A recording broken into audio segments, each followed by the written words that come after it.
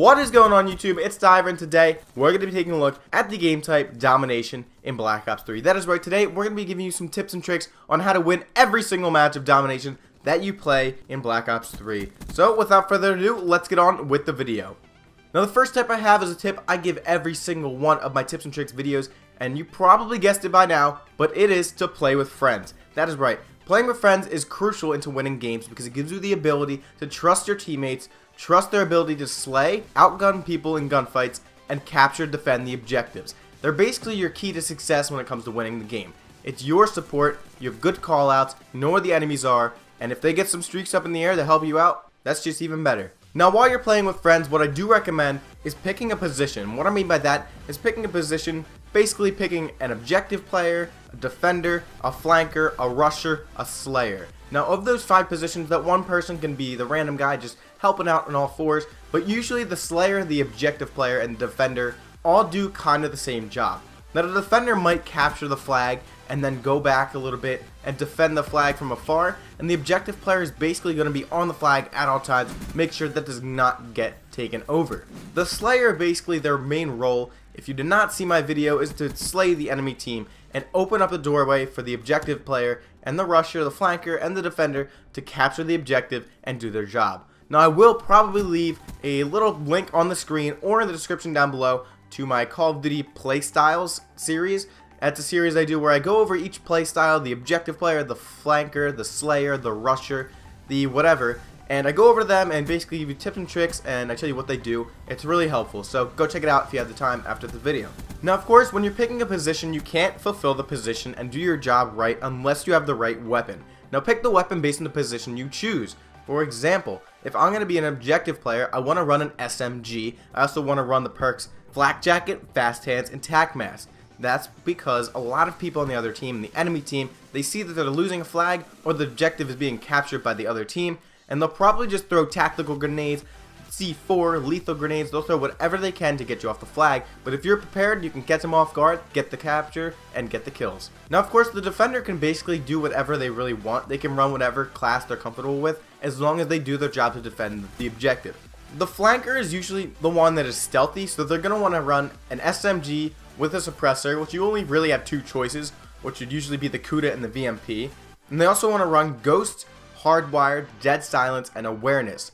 Now why those perks? Well, of course you want to be stealthy. You want to be agile as well.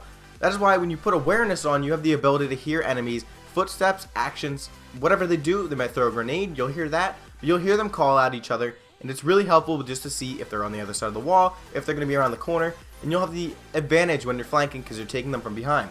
Now the rusher has to be the most agile of them all. Basically what he does is run and rush into the enemy spawn and just overwhelm them. Now you do want to run an SMG as a rusher or even a Marshall pistol or shotgun, but you do want to run a gun that you're comfortable with and you can be agile with. That is why I recommend a VMP or a Kuda, and if we're really feeling accurate today or that day that you play, you can run the Vesper. Now of course, rip the Vesper with the nerf. The accuracy is terrible, but if you're feeling accurate, then go for it.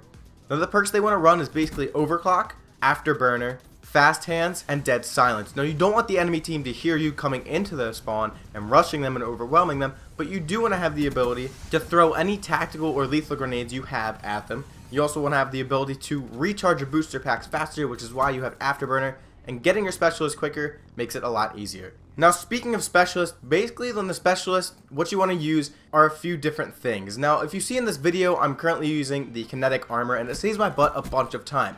Kinetic armor is a lifesaver and I love kinetic armor. It's really useful, and when you're hopping on flags and you see a bunch of enemies coming your way, you can pop the kinetic armor, make sure you're moving back and forth so they don't get an easy headshot, and outslay the enemy team.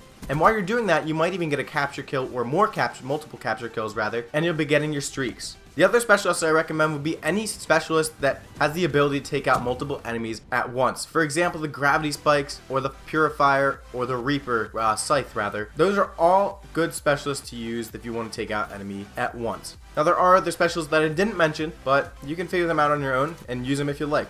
Now no game is fun unless you have streaks. Now of course you might want to collaborate with your teammates or your friends and see what streaks they run and what you want to run. Well, I do recommend always having the Hater on. It gives you a big advantage. Now you see in this gameplay I'm not using my normal streaks of Hater, Wraps, and GI unit. That's because I'm going for challenges. And as much as I hate the Rolling Thunder, it did give me a couple kills this game, and it did very well, more than I expected. I think they did buff it, but recent games it hasn't been doing too well, which it's still number 1 on my most hated score streak list. But yes, I would recommend Hater, Wraith, Cerberus, do whatever you need, but I do not recommend running Raps because the enemy team will quit. And of course, you do want to get the game, you do want to get the win, but you want to have fun while doing it and get as many kills as possible. Now this last tip is really overlooked, and I don't understand really why, but it's get the flags, capture the flags. I see enemies and teammates always just ignoring the flags and going for the kills. They don't really go for the flags a lot because why? They don't really care. They just want to have a long game mode and get a lot of kills. But you can really stretch out the game as long as you can in Domination by capturing multiple flags, fighting over flags, and it drags on and makes the game even longer. Do not triple cap. What I mean by that is do not have the A, B, and C flag under your control because it gives the enemy no place to spawn. They'll spawn behind you in mid-map. If you're lucky, they'll spawn all the way across the map and they'll capture the flag and you can mow them down. But always let them have a spawn. Spawn trapping is key when it comes to winning Domination because you basically have a brick wall or an iron curtain, if we go back to World War II, to block the enemy team from getting past you and getting to the other objectives. Now of course if you rush into their spawn too fast or if you rush in too far, the spawns are going to flip and of course they're going to be behind you. But if you keep at bay and keep your distance, you will have no problem winning the game. Hope you enjoyed the video, and I really hope you enjoyed the new animations such as the smash the like button and the new tip animation. I did that in After Effects and it makes the channel look a little bit more professional and I really enjoy it. Hope you enjoyed those. Remember to give the video a big thumbs up. Remember to go check out the channel. If you like the content, please click that subscribe button. I really appreciate it. But above all else, have a nice day. Peace.